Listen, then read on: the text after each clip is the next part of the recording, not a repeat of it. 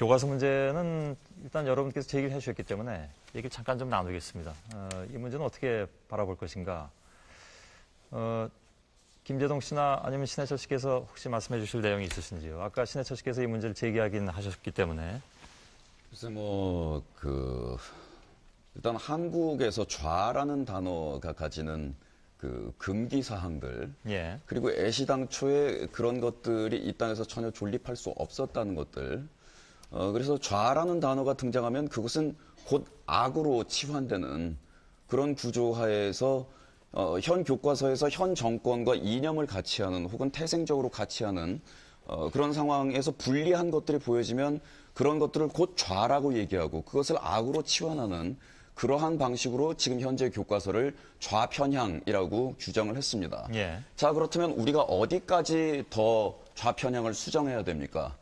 4.19를 데모라고 이야기하고 그렇다면 우리가 5.18까지 양보해야 됩니까? 그렇다면 60까지 양보해야 됩니까? 어디까지 물러서야 이것이 가운데에 선 교과서가 될 겁니까?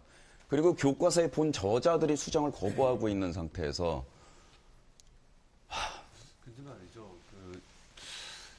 말씀하세요. 좌가 악으로 규정된 시대는 아니죠. 우리 진 의원님 민주당에 계시죠? 저 과거에 민주당이시던가요? 지금 당이 지금은 진보신당에 바뀌었죠. 예. 저도 가끔 레이당이 글 쓰시면 자주 보는데 얼마든지 그런 주장하고 있습니다. 좌가 악으로 규정 시대는 이미 아니고요. 아니, 근데 문제는 다만 뭐냐면 그 교과서 저 문제는 같은 진짜 좌파를 좌파라고 불러야 되는데 물론 이분들이 이런 분들을 좌파라고 불러요. 그건 이제 그 말씀은 맞습니다. 나 이해가 안 가거든요. 나는 상대적인 갈래니까. 것이니까요. 예, 이승환 변호사님 말씀 마저 듣겠습니다. 그 교과서 문제는 그게 저도 사실 몇 년 전에 그 교과서 문제 때문에 재판하러 오는 분들이 많았습니다. 근데 그건 제가 볼 때는 좌편향, 우편향이 문제가 아니고 사실 문제가 있어가지고 굉장히 문제가 많았어요.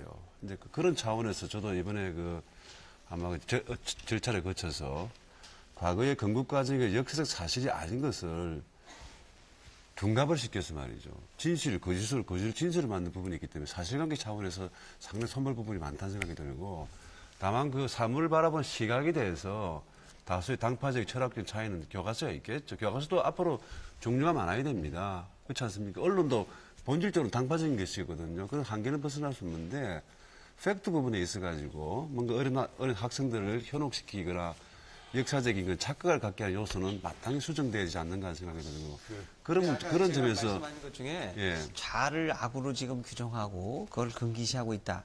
모르겠어요. 그런 시절이 뭐 있었다고도 할 수 있을 것 같은데 지금 적어도 현재 잠깐만 지금 보십시오. 아니 잠깐만 제 말씀을 들어보세요.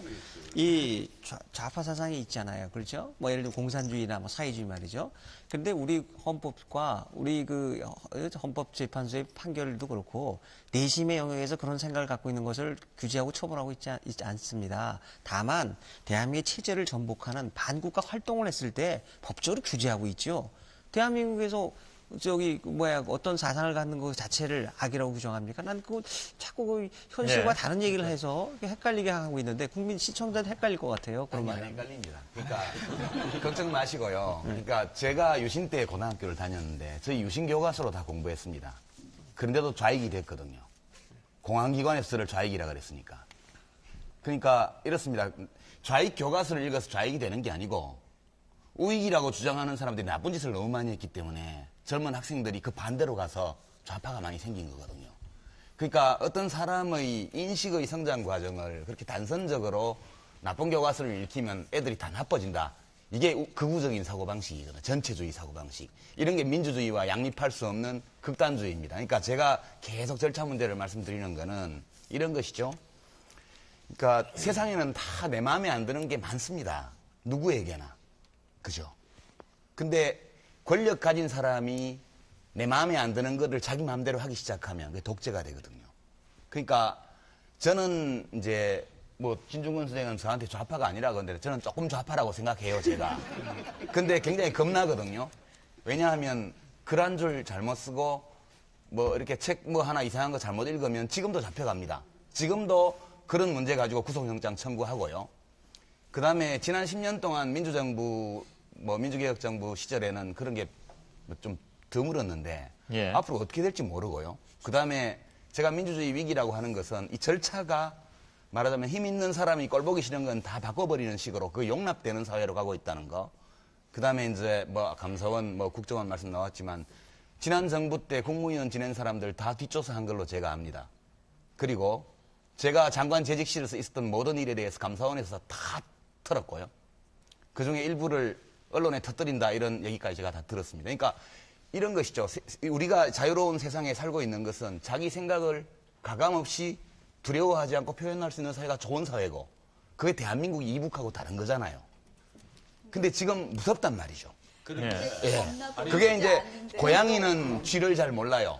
쥐가 막다른 골목에 몰려서 얼마나 무서운지를 고양이는 별것도 아닌데 왜 그래 발톱 이렇게 하면서 제가 고양이 그렇게 하는 거거든요. 그러니까 지금 고양이 편에 계시기 때문에 등 따쓰고 배부르고 이래서 모르시는 거지.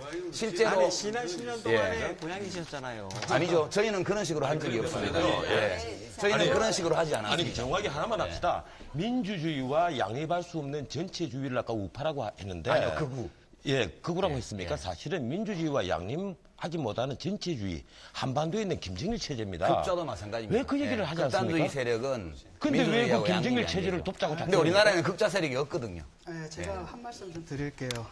문제는 뭐냐면 저자들이 지금 수정을 거부하고 있거든요. 예. 라고 했다면은 학자들과 그 저자들 사이에 토론을 통해 가지고 그 결과를 가지고 반영을 하면 되는데 문제는 뭐냐면 그 수정하라고 한 그 문구를 누가 만들었는지 잘 모르겠어요. 어느 분이 만들었습니까? 그 수정 권고를 교과부에서 했고 그쵸, 근데 그거를 그 교과부에- 출판사에서 받아들여 갖고 한 근데 것으로 그 알고 교과부에 있습니다. 있는 분들이 역사학자냐는 거죠.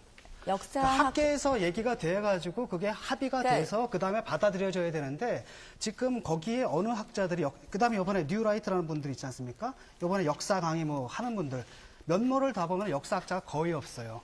다 이상한 분들이거든요. 근데 그 다음에 모여가지고 이상한 얘기만 합니다 지금. 아직 일본이 그러니까 이런 일본 때문에 일본 덕분에 우리나라가 근대화를 할 수 있었다 이런 얘기를 지금 학교에서 가르치고 있다는 거예요. 이런 관점을 가진 사람들이 자기만이 올바른 역사다라고 하고 자, 정리해 주시고요. 그런 관점에서 역사 교과서를 바꾼 다음에 그걸 갖다가 지금 뭐냐면은 아까 뉴라이트에서 역사에선 다른 여러 가지 해석이 있다라고 했죠. 교과서에 대해서는. 그럼 선택의 자유도 있어야 되는데 지금 몇십 개 학교가 확 바꿔버렸단 말이죠. 예, 알겠습니다. 이게 자유 선택이냐라는 거예요. 예.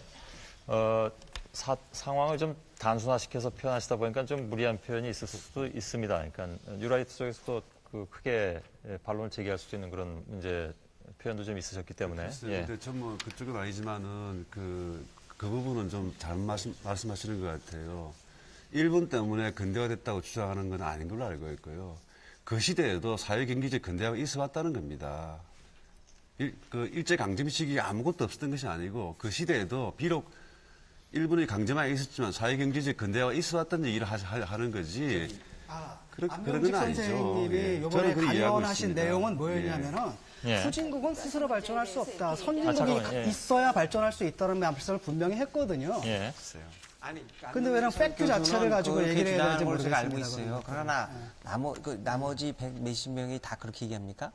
그렇게 얘기하죠. 아, 그럼 저는 일본어 하시면 대다수가 안 그렇게 되죠. 얘기를 자, 하는 거 더 알겠습니다. 심하게 얘기하는 분들도 있어요. 예, 알겠습니다. 심지어는 그 위안부 문제에 대해서도 이분도 돈 벌러 간 거다라고 그것도 얘기를 하는 분들이 안병직 있다라는 교수가 거죠. 얘기 아닙니까? 억울하면 우리도 일본처럼 강해져라 이런 걸 실무 컬럼으로 쓰는 분들이에요. 아니 그게 안병직 교수가 하신 거잖아요. 자, 다른 분이 누가 알겠습니다. 했습니까? 다른 예, 일반화를 여러분들 손 잘 하시는 들었습니다. 분들이 있다는 거죠, 저는. 예. 네. 자, 진 교수님도 이제 말씀 멈춰주시고요. 사실은 뭐 그 2부 토론 들어오면서 준비한 내용들이 좀 많이 있었는데요. 아까 말씀드린 것처럼 이제 설문조사를 거쳐서 몇 가지 제시된 그런 논제들이 좀 있었습니다. 여러분들이 워낙 뭐 총론에 이어서 강론까지 우리 시청자 여러분께서 선정해 주신 논객 여러분들답게 매우 열정적으로 토론해 주셔서 제가 거의 뭐 개입은 하지 않았습니다. 잘 들었습니다. 잘 듣고 또 지금 새 정부가 이제 1년이 됐습니다만은 정부에 몸담고 계신 분들이나 아니면 그 바깥에 계신 분들께서 참고로 하실 만한 그런 내용들이 오늘 뭐 많이 나왔다고 생각합니다. 자, 뭐 시간은 다 돼서 마칠 시간이 되긴 됐는데요. 다 발언권을 드리긴 좀 어려울 것 같고요. 아까 저희가 설문조사 내용 가운데 50%, 40% 넘는 분들이 그래도 새해 좀 잘 하리라고 기대를 한다. 라고 답변이 나왔습니다. 그래서 여러분들께 한 두 분께만 그럼 뭘 어떻게 잘했으면 좋을 것인가 이걸 좀 질문을 좀 드렸으면 좋겠습니다. 그래서